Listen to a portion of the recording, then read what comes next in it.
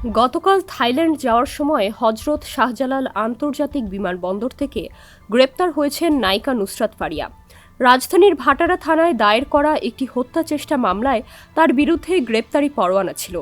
আজ ঢাকার সিএমএম আদালতে তাকে হাজির করা হলে আদালত তার জামিন আবেদন নাকচ করে কারাগারে পাঠানোর নির্দেশ দেন। এই ঘটনায় সামাজিক যোগাযোগ মাধ্যমে প্রতিক্রিয়া জানিয়েছেন সংস্কৃতি উপদেষ্টা মোস্তফা সরওয়ার ফারুকী। সোমবার বেলা 11টার দিকে তিনি নিজের ফেসবুক পোস্টে লেখেন, আমি সাধারণত চেষ্টা করি আমার মন্ত্রণালয়ের কাজের বাইরে কথা না বলতে, কিন্তু আমার তো একটা পরিচয় আছে। আমি এই ইন্ডাস্ট্রিরই মানুষ ছিলাম এবং 2 দিন পর সেখানেই ফিরে যাব। নুসরাত ফারিয়ার গ্রেপ্তার বিব্রতকর একটা ঘটনা হয়ে থাকলো আমাদের জন্য।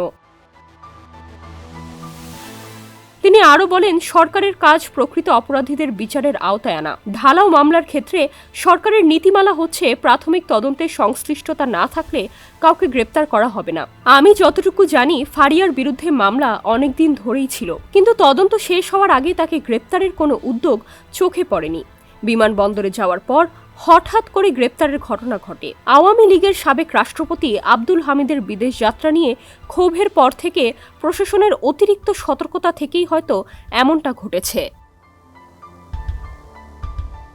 বিচার প্রক্রিয়ার বিষয়ে আস্থা রেখে উপদেষ্টা ফারুকী বলেন, কয়েকদিন আগে ব্যারিস্টার আন্দালিব পার্থের স্ত্রীর সঙ্গেও এমন একটি ঘটনা ঘটেছে। এইসব ঘটনা কোনোভাবেই সমর্থনযোগ্য নয়। আমি বিশ্বাস করি ফারিয়া আইনি প্রতিকার পাবেন।